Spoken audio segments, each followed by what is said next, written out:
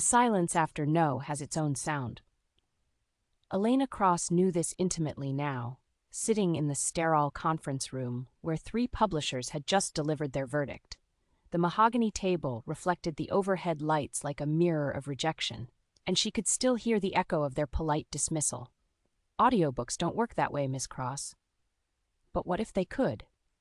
She gathered her presentation materials, voice actor casting sheets, psychological impact studies, listener testimonials from her beta tests, and felt that familiar weight in her chest. The same weight she'd carried in corporate boardrooms for 7 years before everything changed. Before the breakdown that became her breakthrough. Walking through Seattle's drizzle toward her studio apartment, Elena's mind drifted back 18 months. She'd been presenting quarterly projections to a room full of executives when the words, simply, stopped. Not a panic attack. Something else. A moment when she looked around the table and realized she was performing someone else's life. The story she'd never told anyone. The one that scared her most. Her phone buzzed. A text from her sound engineer. "Studios booked for tonight. You recording the next episode?" Elena paused under a streetlight, rain creating halos in the amber glow. For weeks, she'd been circling around this decision, the episode that would either destroy her credibility or what? She thought about her beta listeners. 12 people who'd volunteered to experience her immersive transformation audio series. Not a podcast, not a traditional audiobook, something entirely new. Stories layered with guided reflection, ambient soundscapes, and moments of profound silence that seemed to reach inside people and rewire something fundamental. The breakthrough had come from her most personal failure. "Record it," she typed back. "Tonight." The studio felt different at midnight. Intimate, conspiratorial. Elena adjusted her headphones and stared at the microphone, a silent witness that had captured thousands of hours of other people's stories. Tonight, it would capture hers.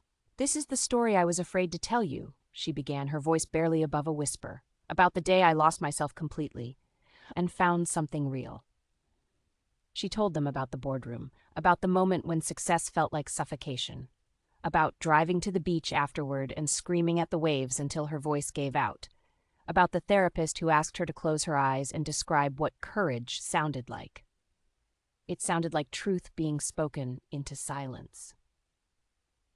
As she recorded, Elena noticed something extraordinary happening. The story she'd been terrified would make her seem weak, unstable, unprofessional. It was doing the opposite. Each word felt like removing armor she'd worn so long she'd forgotten it wasn't skin. The publishers were wrong. Audio didn't have to follow their rules. 3 days later, her beta listener group had grown to 300. Word was spreading through social media. "You have to hear this woman's story. It's like she's speaking directly to your soul." But Elena knew the secret they didn't. The power wasn't in her story alone. It was in the space she'd created for listeners to meet their own stories, the pauses where healing could happen, the ambient sounds that made transformation feel safe, the vulnerability that gave others permission to be vulnerable too. Her phone rang, an unknown number with a New York area code. "Miss Cross, this is David Chen from Meridian Audio. We've been hearing extraordinary things about your work. Could we schedule a conversation?" Elena smiled, remembering the sound of silence after no. This was the sound of yes finding its voice, and it was just the beginning.